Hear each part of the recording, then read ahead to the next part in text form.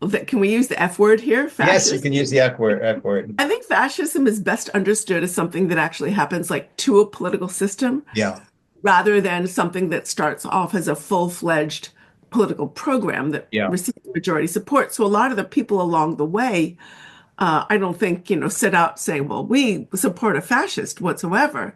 yeah, But what you've got going on is these different groups, sometimes working together, sometimes, frankly, at odds with one another, but yeah. they're in the same boat, as it were. And they're leading us to a place where we are going to have, where some of the leaders explicitly support an autocrat. We've heard Yes. normalization of this idea of Trump as a King Cyrus, right? A king. Mhm. And he loves this.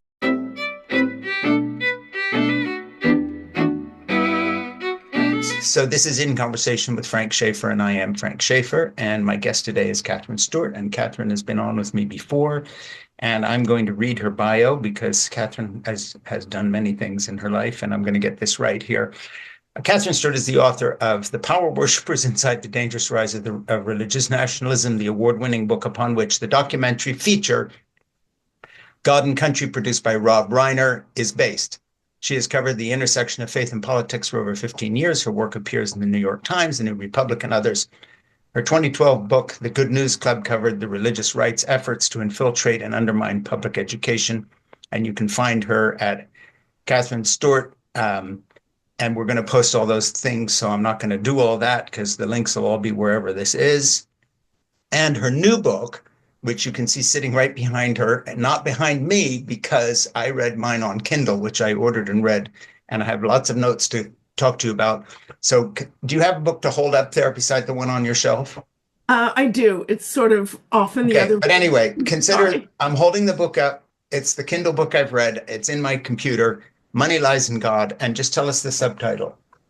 Money lies in God inside the movement to destroy American democracy. Yeah, and basically the title is self-explanatory, and anybody who thinks that it's a stretch or she was overreaching or destroy democracy is hyperbole. I would give you the last couple of weeks and just say case closed. We know where this is all going. So we're not even going to go there in terms of has this come true or what's happening. Anybody who watches this podcast knows I come from that background. So I'm going to talk about the book specifically. Part one, Money, California Dreaming, A Tale of Two Bushes, Schools Out Forever, The Room Where It Happens. Part two, Lies, The Permanent Emergency, The Resentment of Campus Misfits, Smashing the Administrative State. Part three, Demons, The Rise of the Spirit Warriors, God and Man in Las Vegas, No Exit, Exporting the Counter-Revolution, and Conclusion, The Way Forward, question mark. So I want to start with a quote from early in the book when you set it up, and here's how you set it up. The big story of our time is the rise of an anti-democratic political movement in the United States. Like any such movement, this one is diverse and complicated. It brings together a collection of people and ideas that in ordinary circumstances would not dream of sharing a bed. It is united in its profound rejection of the Enlightenment ideals on which the American Republic was founded. And it represents the most serious threat to American democracy since the Civil War. So that's how you start your book. And we're going to get into the details. And I have a lot of quotes that I'm going to be reading and asking you to comment on. But I think I'll just start with a general question. And that is the background of the book. You've been writing on this subject and coming toward this book through various other books we've discussed and things that you've done. And of course, your book came out just as Trump was going to become president again. You managed to put a few things in, you said a moment ago, to reflect the fact that he won the election. And like me, you were hoping he would not. Okay, so we're going to talk about the book, but let's talk about the present tense for a moment in terms of the fact that, and I'll frame my question this way, and then you're going to do most of the talking, but I just want to set it up like this. I grew up as an expatriate son of a missionary pastor in Switzerland. We had people from the Second World War come to our home. I was born in 1952, but the vets at that time who were serving on bases in Germany were American sergeants who had fought in the war, captains and other people who were Christians who came to our mission. And there was a general assumption, and that was that if you were a Christian, you were patriotic. And if you were patriotic, you saw the mission of American democracy as something sacrosanct, not to be questioned. So whether it was the war in Korea or even in Vietnam, we always tended to be on the side of the USA against the communists, against whomever. We were the good guys. I'm not going to question that assumption. I'm just telling you that's my right-wing Christian evangelical background. Fast forward to today, when it is European secularists who make no pretense of coming from American evangelical backgrounds, who are defending the notion that since Vladimir Putin is an international rapist and murderer who has raped and killed and pillaged his way across an innocent country, had a state policy of torturing prisoners, that we are up against a truly evil person. And until moments ago, that was the position of the United States. And you could quibble that maybe Biden hadn't done enough and soon enough, but we were still, little Frankie in Switzerland in 1955 would have still had the feeling we were on the right side of history. We were standing up against tyranny. You know, Britain stood alone against Hitler, then we got into the war, et cetera, et cetera. We always came out this way. The left questioned that in the Vietnam era. But basically, if you were from an evangelical background, and I know I'm overstating this, but I don't think people understand how big this is. You were on the side of democracy, whatever your theological views, we were the good guys. And today we have a president who was put in power, as your book powerfully demonstrates and proves, because you document it so well, by people who shared the same convictions my parents and I would have shared back then. And they have been guided by him and by the MAGA movement to a point now where they're questioning the basic patriotic assumptions of the United States vis-a-vis democracy versus tyranny. That's where we are right this afternoon as we talk. So before we get into the details of your book, I want you to think about your book in terms of that journey, not just generally speaking, but that brought us to a place where the right wing, the Christian right, is an anti-democratic, unpatriotic, American-hating movement that makes Jane Fonda's activism against the US in the Vietnam War look like a Sunday school picnic.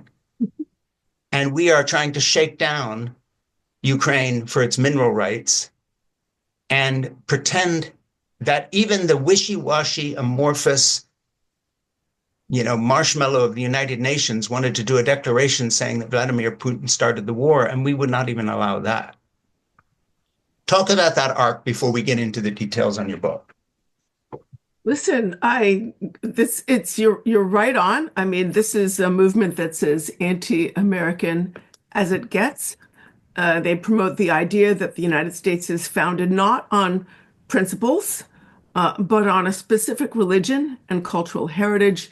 They promote the idea that America is on the brink of an apocalypse owing to the rise of equality, this core American principle, and what they call wokeness, whatever that means. Instead of anything they don't like, they promote the idea that democracy won't be able to solve the problems, and that as a consequence, the rules don't apply anymore. And that clears the idea for the way that we need a strongman, an authoritarian leader, a Caesar, who's really going to put himself above the law and who will seize the reins of power and scrap the rule of law in favor of the iron fist. So really, it's incredibly anti-American.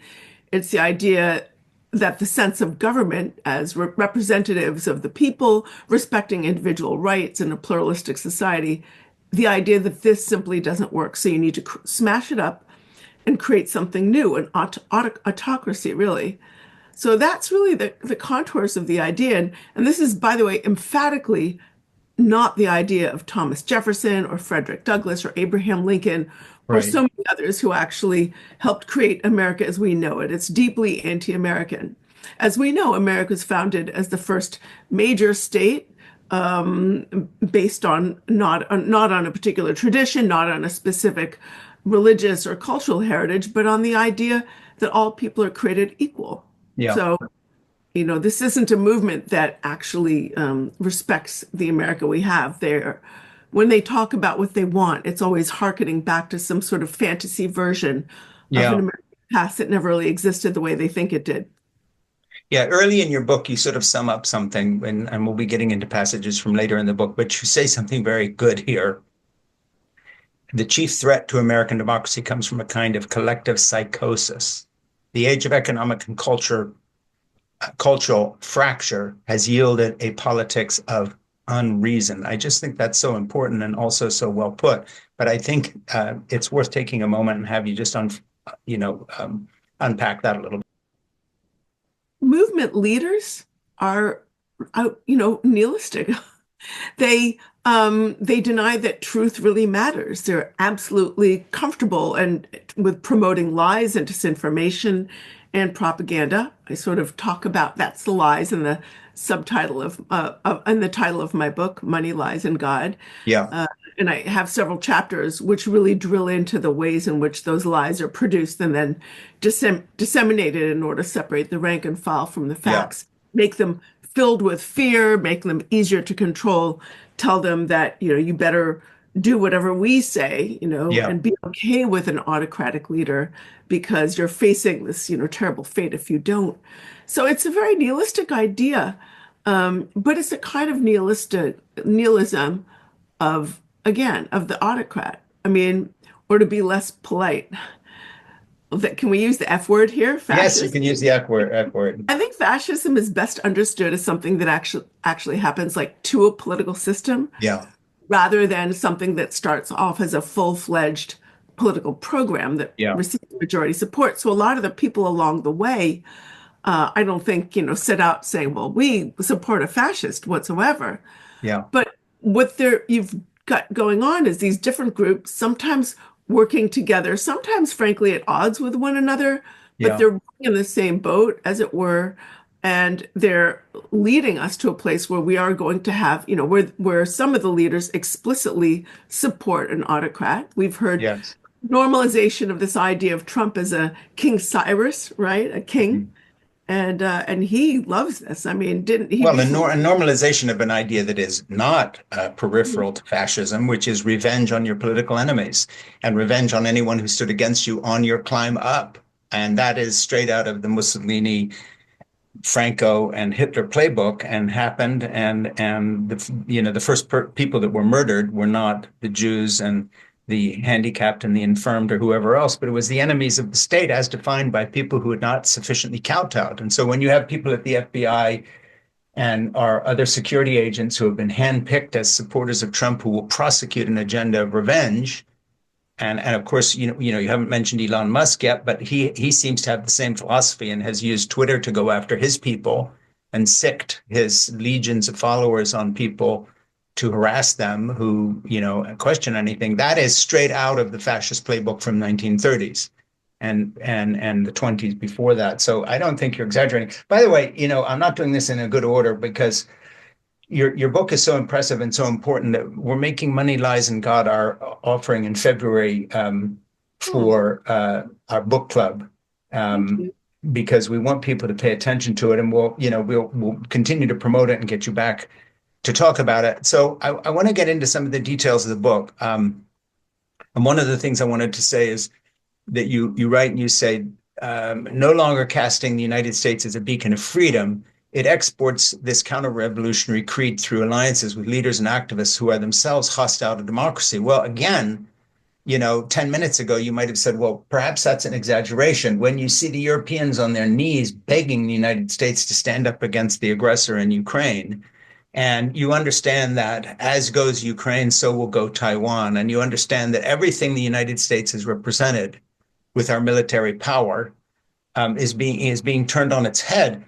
Um, in a way, what's amazing to me is the context in which I read your book makes so much of what you say sound like an understatement. Because what's actually happening, you predict, but it's turning out worse than we could have imagined. In other words, the sudden reversal becoming, getting on the side of Vladimir Putin is just, it goes into the realm of sort of science fiction unthinkable. It's outside of the realm of normal American history, even at our worst points. So, Father Kuglin and the people who supported the fascists in the 30s were not the president of the United States. Yeah. It's interesting. I think sometimes autocrats, they run on vengeance, as Trump did. Yeah, He won on promises of vengeance, and he's got all this aggression. He channels the aggression of a lot of his supporters, some yeah, of whom, by the way, I have to say, have legitimate reasons for their resentments. A lot of them are sort of on the losing side of the economic spectrum. We've seen in the last decades massive concentration of wealth at the tippy top of the economic yeah, spectrum, leaves a lot of people feeling left behind. And a lot of them are resentful, but what the movement does is it's so good at tapping into those resentments and then hurling those resentments at their political enemies. So yeah, back to the overseas adventure. Trump won on promises of vengeance and, I'm going to punish my enemies. And what a lot of autocrats do is they take on these very opportunistic and kind of needless overseas aggressive ventures as a way of channeling their own aggression and yeah, the aggression of their supporters, right? Because sometimes countries, I mean, look at Russia, the war unified much of Russia, even as it was murdering so many of its young people. So, yeah, when Trump is threatening Greenland or Canada or Panama or, whatever else he's doing, I mean, it serves two functions. One, it legitimates the sort of aggressive fantasies of some of his autocratic allies. I hate to yeah. say it, but, Russia wants Ukraine, and he's saying, oh, making threatening noises about Ukraine. But if he's already said, well, we're going to take over Canada, Yeah, it's yeah. saying in a way, well, you don't have to respect borders because we certainly don't.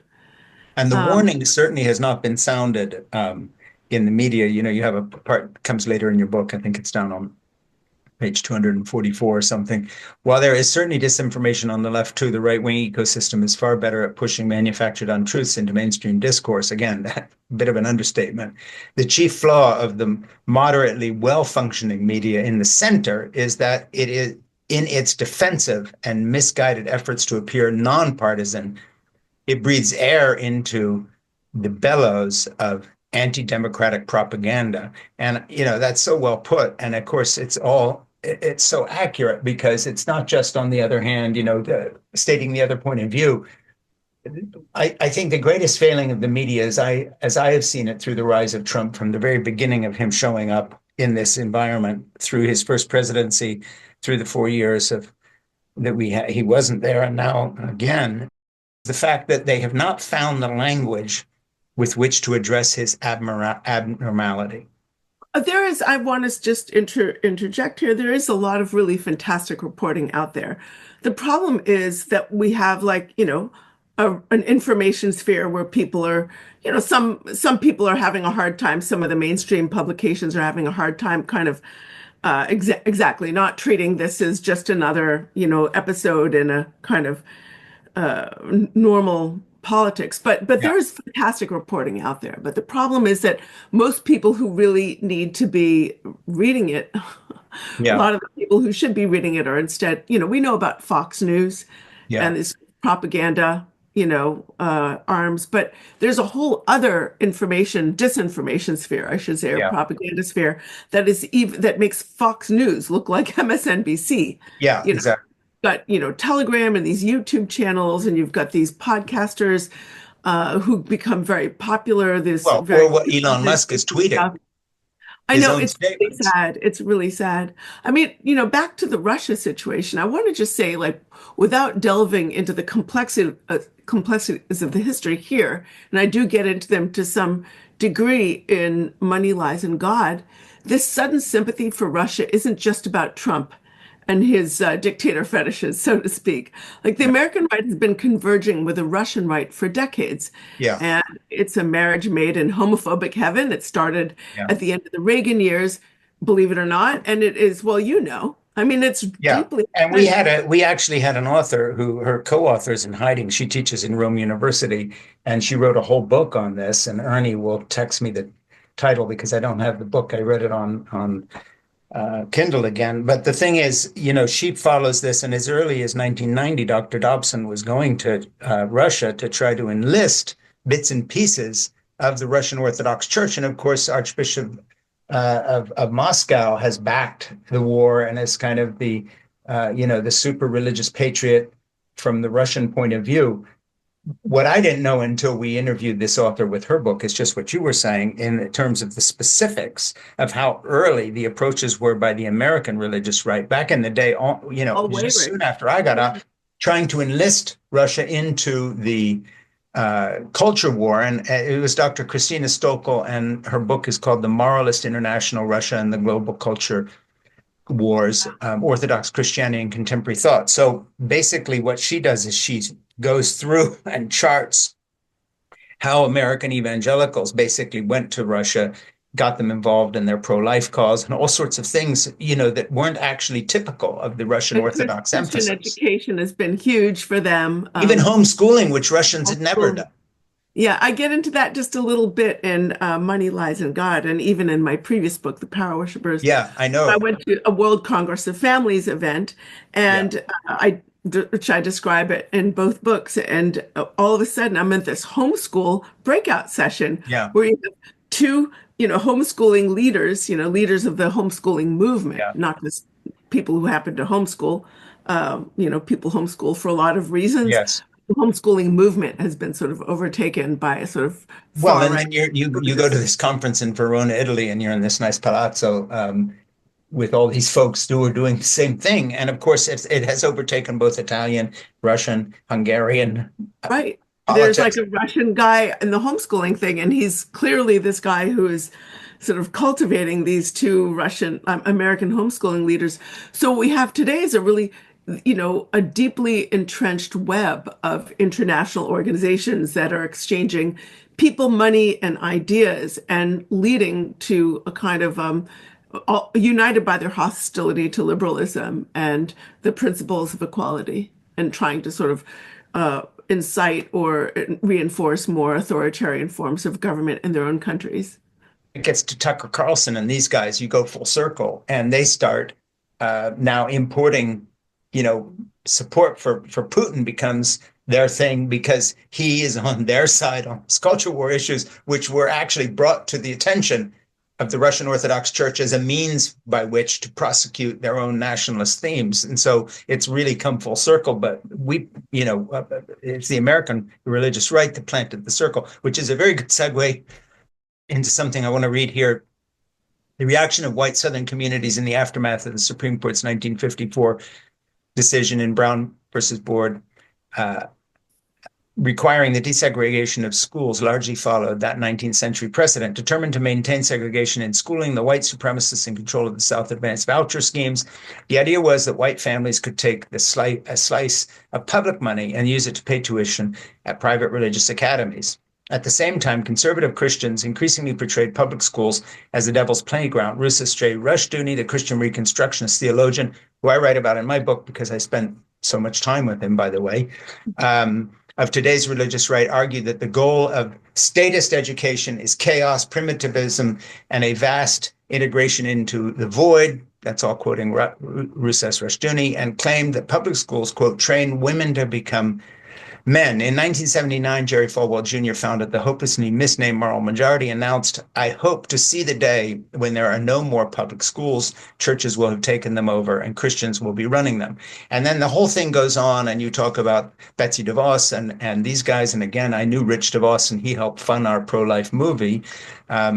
So we were involved with that family. And I'd like to say two things about that passage. One, you're totally on. It's completely correct. And also, a weird personal note about your book. Since I knew a lot of these people, it's funny, if you read a geographic description in a novel and it happens to be the place you grew up, you kind of trust the rest of the book if they get that right. And I just want to tell my podcast listeners that Frank Schaeffer was there, a fly on the wall. I knew a lot of the people that that Catherine's writing about, and I can just say she's 100% there. This is an accurate portrayal of exactly how it happened. And the fact that you roll back the history and you show that, in fact, what is happening now and being prosecuted by, the folks who wrote basically the Trumpian manifesto for this second term, the seeds for all this were laid in the 70s and 80s when I was hanging around the edges. And in fact, Rousas Rushdoony's long dead, but his program is now being put into force here, destroy the public school system, replace it with all these other things. So talk about that a little bit. Talk about the through from the 1950s, John Birch Society, all this stuff, through the 80s, 60s and 70s, and then the post-sexual revolution, the pushback, and then all of a sudden, 70 years forward, 50 years forward, here we are in the Trump presidency. The Trump presidency is one part of this, and his own dysfunctional personality is one part. But I think that the underlying theme here is the kind of Tucker Carlson connection, in the sense that he has hooked them to a movement that, as you point out in your book, and I have quotes to show this, but has this long, well thought out, billionaire funded history that goes way before, before Elon Musk is born. There are billionaires like the Koch brothers and people you haven't heard of who you talk about, one case in particular. This is a very long strategic plan. And so talk a little bit about that longer history and then the longer strategic part, because I think in a sense that's the most valuable part of your book, and it's the least understood part. This didn't just happen overnight, and in a way, would sound weird, has nothing to do with Donald Trump. He just happened to be at the right person at the right time to help take the next step of a long planned change. Yeah. Well, first in Money, Lies, and God, I pay very close attention to the funders. These are people who have become enormously wealthy over the last decades. There's been this enormous concentration of wealth at the tippy top. And look, America has a lot of very rich people, but it's only a sector of the very rich people who are engaged in this project. But the amounts of money are absolutely staggering. And by the way, I'm thinking of people like the Corkerys or Barry Side or Yeah. the Wilks brothers, Tim Dunn, members of the Prince DeVos family, juggernaut, Jeff Yass. I mean, the funders are the tech bros now, a sector of the tech bros. Yeah. They're not any one type. So some are Catholic, some are evangelical, some are Jewish, some are atheistic. Religiously, they're really all over the place, but they agree on the need to crush liberalism and what they call the administrative state. And what do they really want? I mean, they want tax policies that privilege them. They want, Well, uh, and I love your label that you came up with. I think it's just brilliant. And so I'll throw it out there. You've come up with a really good name for this in your book, and I think it's original: reactionary nihilism. yeah, yeah. I mean, they, according to these very rich people who fund the movement, business is always amazing. It's infinitely better than government. But at the same time, I think many Americans know that a lot of these corporate leaders are really just out to fleece them and enrich themselves with massive payouts. So, but how do they get the rank and file on board? I Hmm. mean, that's where the lies comes in. A lot of Yeah. these very wealthy people are funding disinformation operations.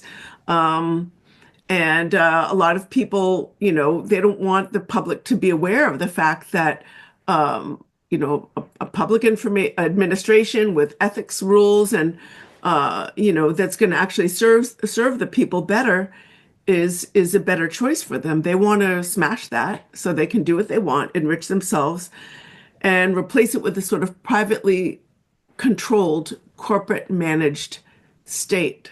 Hmm. And I think for a lot of them, some of them really, I think like the Wilks brothers probably do care about abortion sincerely. Does Barry side? I don't think so. Does Musk? I don't think so. I mean, we don't know what's in people's hearts. But I think for a lot of the funders, they just see the religious nationalism piece of it as the price of doing business. How do you get the little people on board? How do you get them to support policies that are going to make it harder for their families to succeed? Yeah. How are you going to get them on board with raising the cost of housing and destroying rights for the workforce and destroying the public schools upon which they rely? You get them through the culture wars. And Yeah. so that's where a lot of this comes in. And you were talking explicitly about public education. I want to get into that for a minute because public schools have been flashpoints of the culture wars for decades. When Yeah. I started researching this movement 16 years ago, it was clear that the movement was deeply hostile to the institution of public ed precisely because it's meant to be nonsectarian. It welcomes all families. It teaches kids how to get along with others, including those who are different. Um, leaders of the Christian right at that time called public schools atheistic, amoral. They said they were brainwashing children and godless secularism. Yeah. But the so they don't want kids teaching, critical. They don't want kids to learn critical thinking. They don't want to learn them to learn how to get along with those who are different. But there's another aim here, and it's a long-standing aim. When I started writing about this stuff in 2012, my first book focused on public education, Yeah. and the privatizers with whom the religious right activists were working Mhm. they were kind of quiet about it. They were a little more discreet about their alliance. Only a few people were out there on the margins admitting that the end game was to starve the beast of public education and Yeah. direct that flow of taxpayer money to religious and ideologically right-wing schools. But today they're really upfront about it. Yeah. So what they really want is to create a national network of publicly financed religious schools that Mhm. explicitly favor conservative forms of religion and right-wing ideology. Yeah. And so they've got a sort of two-pronged aim. Number one, they're trying to force their programming into the public schools. That's motivation of the Ten Commandments laws that mandate Ten Commandments in every public school, or Yeah. programs like in Texas where they're actually paying teachers to teach elementary age children a sectarian Christian curricula. I mean, there's so many of these types of initiatives targeting different states. Mm. But the second like prong of the attack, and the more sort of, I think, important one, is that they want to just defund public schools altogether Yeah. and direct the money to private religious schools. And they're setting up a case now in Oklahoma of a Catholic-run charter school, which they want to be fully taxpayer funded. And the Supreme Court has agreed to hear that case. And Yeah. so they're getting vouchers, like religious schools get vouchers. That's not enough for them. They really want to sort of redirect all the money so that, you get them young, you keep them for life. That's the sort of Yeah. strategy. In fact, Luis Bush, you know who he is, of course. Like, he's that mission strategist who came up Yeah. with a 1040 window. He came up with this idea. He called it the 414 window, Mhm. meaning children between the ages of 4 and 14. So Yeah. he's very like respected mission strategist, and he published a book where he said we got to focus on those kids age 4 14, like that's it. And he said, Nazism, Nazis focused on kids, even the Taliban focused on kids. And We need to learn from them. yeah, I mean, in the intro to his book, it says the person who wrote the intro, who you may know, Wes Stafford. Yes. Yeah, right. He said, may God inspire you to join him in his battle for the little ones. He Well, said, you talk about the way these ideas come up early in the book. You sort of lay out something you address in great detail within the book, and you have these groups. And the first bunch of people that you call the thinkers, and you capitalize T for thinkers. The thinkers are a subset of the increasingly insular professional elite that has emerged in the modern American economy. They spend much of their time shuttling around a number of densely connected institutions with anodyne names often drawn from grand figures or moments of history, the Federalist Society, the Heritage Foundation, the James Madison Center, and so forth. And then you go down a little later, you say the funders support all these people, and then you say the infantry are for them useful fodder, that's voters, in a psychic conflict driven by a highbrow form of reactionary nihilism. So you talk about the funders, the thinkers, and the infantry. And of course, the infantry are the ordinary MAGA voters. And this goes back a little bit. And this was one of these occasions when I was in the room, because I was there when a couple of people were trying to convince Ronald Reagan to become a pro-lifer. And basically the argument was not change your mind. As governor of California, you legalized abortion, admit you were wrong. It was basically just, you have to understand that you can, that these people are very motivated by this issue and they'll vote for you if you throw them a sop. And so he did, and he got on the platform and said, I can't say, I forget his actual phrase, but it was at I the, know you can't endorse me, but I endorse you in what you're doing. yeah, and it was at the National Religious Broadcasters, and I was there. He wasn't on the stage. He did this from remotely, but Oh, he, that's not, I'm sorry, that's not in the Dallas yeah, he place. repeated that Yeah. all the time. And that was the trick. And so this goes way, way, way, way back. But the thing is, it wasn't a strategy yet. It was just an individual clever politician. And then, of course, since there, with the funders and the rest of it, it's become a strategy. And you talk about the fact that Christian nationalism is not a religion, it is not Christianity, it is a political identity with a corresponding political ideology. And basically, that's how you set it up. And then later in the book, way down at the end, sort of bookending that, you say those who wish to protect democracy in the United States should hold at the front of their minds a simple fact, colon, we, that is, those of us who reject the politics of conquest and division, are in the majority. So you point out that somehow the ultimate trick is to take what is in fact a minority view when it comes to the thinkers, the funders, and the kind of cannon fodder voter. They don't represent the numeric majority of Americans, or even within the Republican Party. They don't have all of those folks' heart and soul. And so I want to ask you a little bit about how all these things have come together to nevertheless, put Elon Musk in a position to do what he's doing to our government, Donald Trump in the position to declare for Vladimir Putin. Talk about the aspect that turns American democracy on its head, where basically a radical nihilistic minority position now is in charge of our government. Well, we have to understand first and foremost, I think, that the movement is not monolithic. And the Right. different constituencies can sometimes be at odds with each other. And they can also egg each other on in cycles of mutual exploitation and a kind of dependency. So, for example, the funders pay for the thinkers to come up with ways of rationalizing their quest for power and privilege. And then the thinkers use some of that money to provoke the insecurities of the funders and radicalize them in ways that they might not have anticipated, and ways that actually might be inconsistent with their own sort of long-term goals. So I think it's really important to separate out some of the ideological rhetoric from the deeper motivations of the movement. I mean, Christian nationalism is really important, but money and power are perhaps even more important.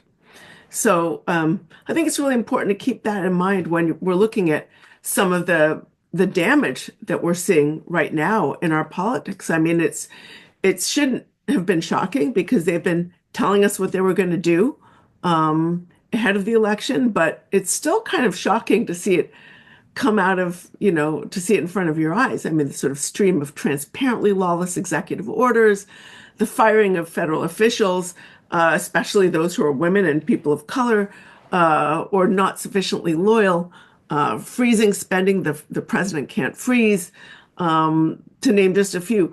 I mean, these tell us in no uncertain terms that this is a movement. This administration has no intention of respecting the Constitution.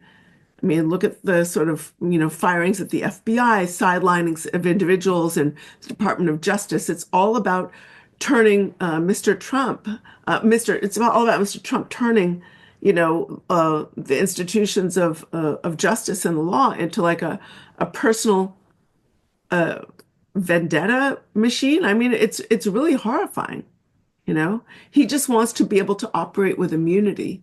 Yeah, and Even, he wants to use these agencies as tools for personal revenge too. yeah, yeah. I mean, I think we should also note, by the way, that, we can expect a lot of kind of authoritarian moves, but we should also be prepared in the big picture for corruption and On a incompetence. massive scale, absolutely. Right. And I have a question. I want to get to something that you've written in the book. It's a very important passage that talks about the reliance on grievance and fear as a main political binding agent may offer the satisfaction of group identity in the short term, at least, but its contradictions are easily exposed. So let's talk about the contradictions for a minute. And let me just put a question to you this way. I know some of the Project 2025 people and where they come from, Opus Dei, radical Roman Catholic, same as some of the Supreme Court justices, et cetera, et cetera. But that's certainly not who Elon Musk and the tech bros are. Not only do they don't they don't give a shit about this. I mean, Thiel does because he's sort of a convert to, radical Catholicism of some sort, whatever. But most of these guys have a whole different agenda. How do you see these groups benefiting each other's agendas? So, speaking of corruption, what the Project 2025 people want the Supreme Court to do, say in the subject you just brought up, education, vouchers suddenly becoming more than vouchers, and now we have public school systems that have become religious, being funded by the government, whatever, or the homeschool movement given a carte blanche to do whatever it wants. Sort of on that side, reining in gay rights, et cetera. And then you have these tech bros that seem to be very much out for themselves. And you see that very much with the Bitcoin people. Yeah. Bitcoin's used mostly by mobsters around the world to move funds around, this kind of thing. How do these things all move together and maintain a power base for whatever their movement becomes? Well, the main strength that they have is that they are able to work together. First, I want to talk about the strengths, and then I want to talk about the weaknesses. So they're able to work together in pursuit of power. They can set aside their differences and unite in their mission to destroy the woke, which is basically always framed in language of merit and individual responsibility. But it couldn't be more obvious that it is basically affirmative action for Yeah, people who are part of their clique, of their elite. And it's ultimately a way of destroying anti-discrimination law and basically putting disadvantaged communities back, on their back heel.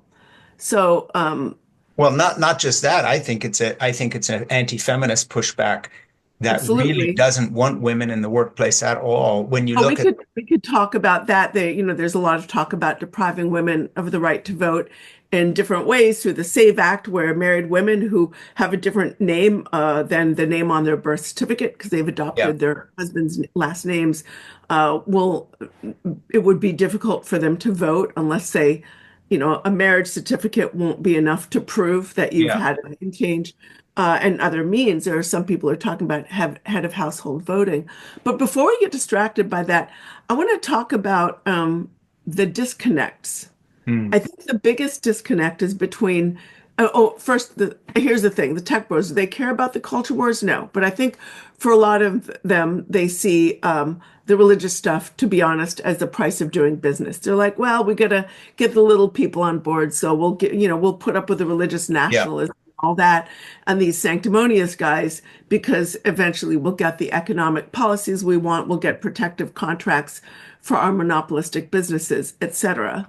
But the biggest disconnect, I think, is between the funders who want economic policies that justify their wealth and the agenda of the rank and file, who really, when you peel away the religious nationalism, they generally want a better deal for themselves and for sure. the workforce. Yeah, absolutely. I'm going to just introduce you again. This is In Conversation with Frank Schaeffer, and my guest today is Katherine Stewart, and she's written an incredible book, Money, Lies, and God. We're talking about that. It is our February offering for our book club. And in terms of what we're doing here today, if you go to Spotify and Apple Podcasts, you'll find this as a podcast as well, although it's going out live now. And my Substack page, it has to be said, at frankschaeffer.substack.com. And please go to those and like and do all that stuff you can do to help us along. And also, please not only buy this book, because Money, Lies, and God is more than ripped from the headlines. It is the history of our moment of history, if I can put it that way. Literally, you can't understand what is happening unless you read this book. And I wouldn't say that about many books, certainly not many that I've written or other people that I plug. But in this case, this is actually it's more than a must read. It's kind of a dereliction of duty not to read it because it means you've decided to be uninformed. So really, really seriously, in all seriousness, if you're going to walk away with one book from this podcast and read it of the last couple of years of things I'm doing, this is it. Um, it's horribly relevant, if I can put it that way. It's just too true. So let me jump in here and go to something here. You say in 2019, I attended the annual gathering of the World Congress of Families, WCF, in Verona, Italy, founded in 1997 by an alliance of post-Cold War American and Russian academic activists. The WCF describes itself as pro-family.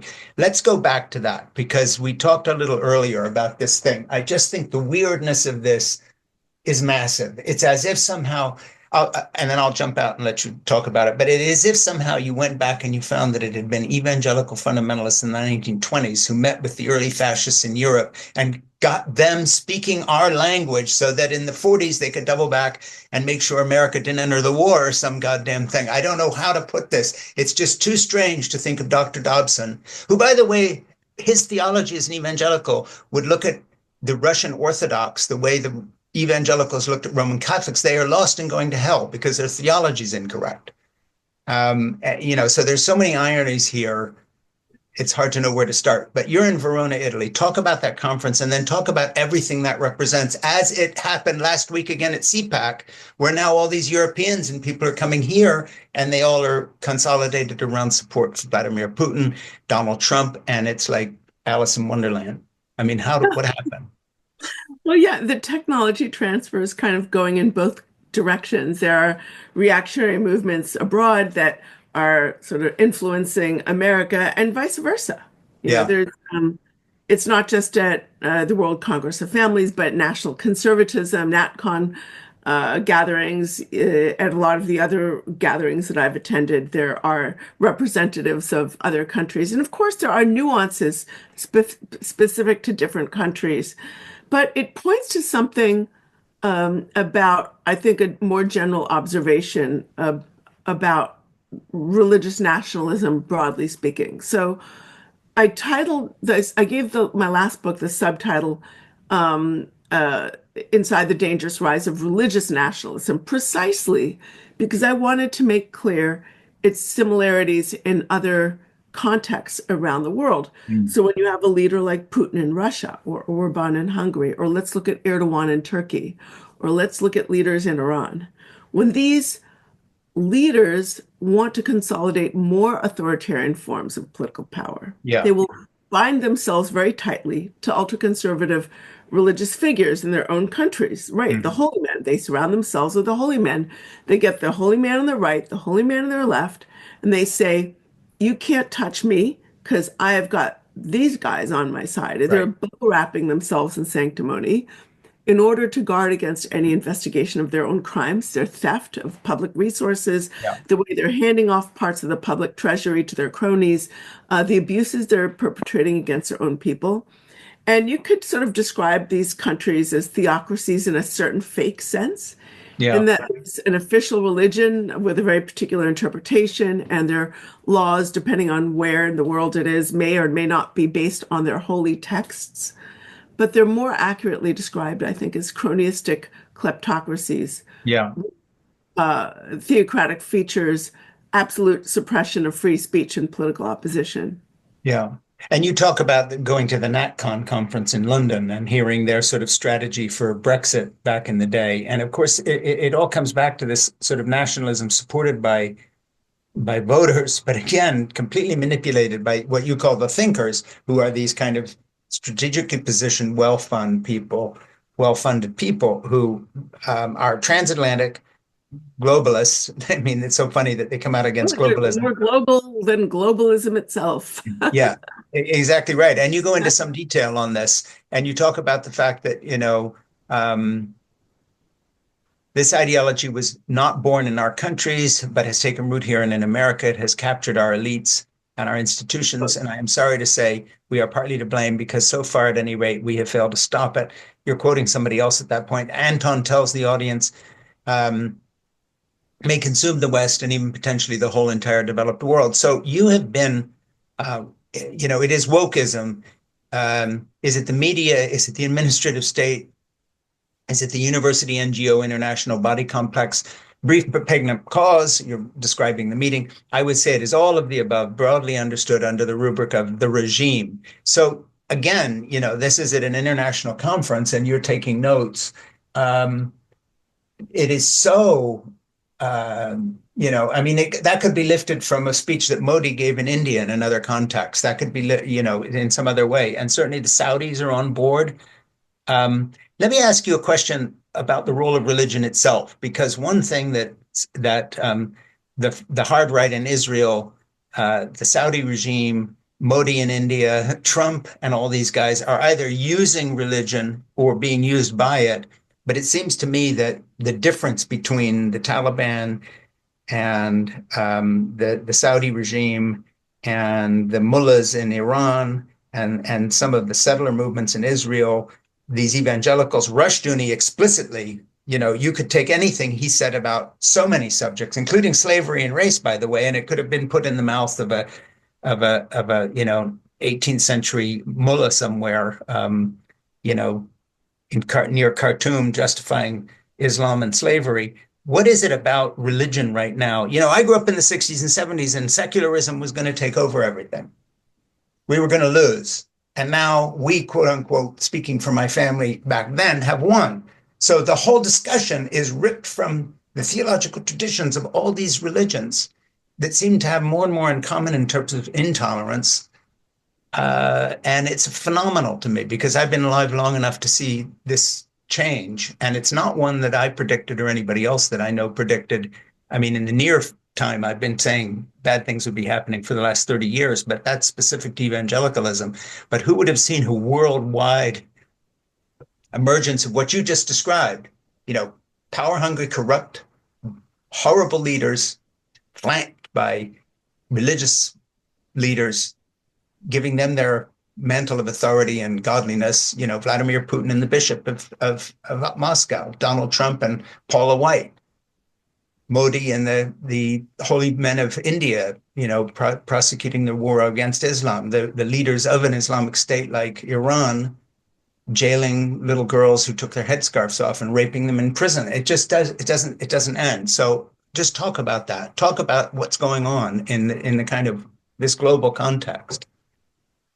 Well, there are nuances specific to different countries, obviously. But here's one of the things that draws people. You asked earlier, or you mentioned earlier, the role of religion. And, religion, sometimes I think of it as like, it's sort of intrinsic to the human experience or to much of the human experience. It gives people a sense of belonging. I mean, this is Yeah. somebody asked me recently, what does the movement do right? It gives people a sense of belonging, a sense Yeah.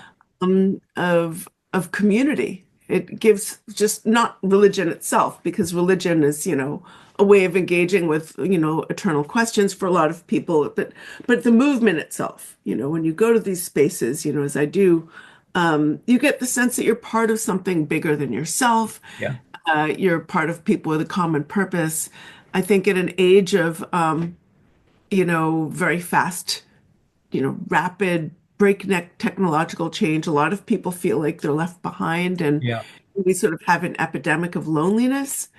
And this movement gives people instant community, a sense of belonging, a sense that, like, a clear path to activism, a Mm. sense that they matter, they really matter. They make people know it doesn't matter how old you are, how young you are, if you're disabled, whatever, you can make a difference. And here are the very practical ways to do it. Yeah, and we're going to love bomb you and take you in, and it's a Right. whole thing.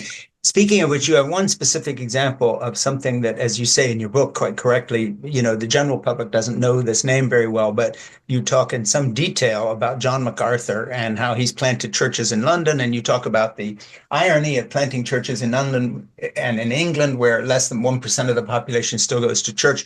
And I think it's worth, we mentioned Rushdoony briefly, but I think if you could talk about MacArthur for a minute, both specifically because he's important, and then kind of generically in terms of what he represents, multiplied thousands of times in all kinds of churches and church communities, and how that has played a part. Because I think people should know about him, but I also think what he represents in terms of just kind of, it's a really good example of what your whole book is about. A lot of the big story in religion, like a lot of the big story in religion reporting for a long Yeah. time was the rise of the so-called nuns, people who Yeah. don't adhere to any specific religious tradition, whether they're Yeah. atheist or questioning or just don't happen to think about it all that much. But what's really been happening is there's another trend, which is a sort of thinning out of the mainstream moderate forms of religion in America. The kind of mainline denominations are sort of graying and thinning out. But what's on the rise is the sort of folks on either end. The sort of hotter and harder forms of Yeah. religion, more reactionary forms of religion have been on the rise, Yeah. and they're more politically significant because they're becoming more directly engaged in politics.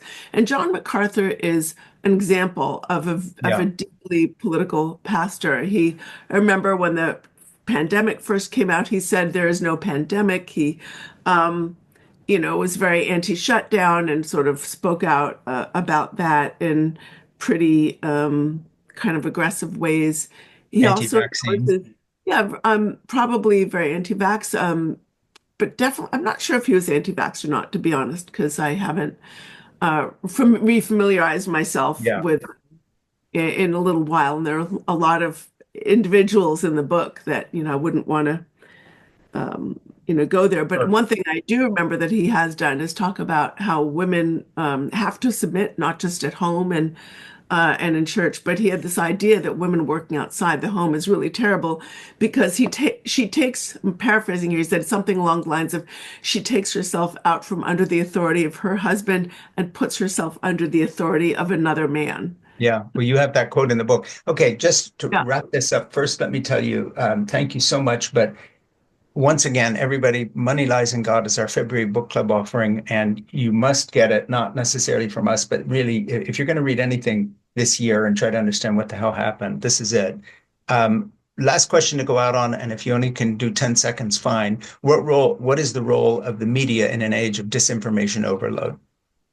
I think we need to keep reporting the facts. I don't think we should shy away from the facts when they lead to pointed conclusions.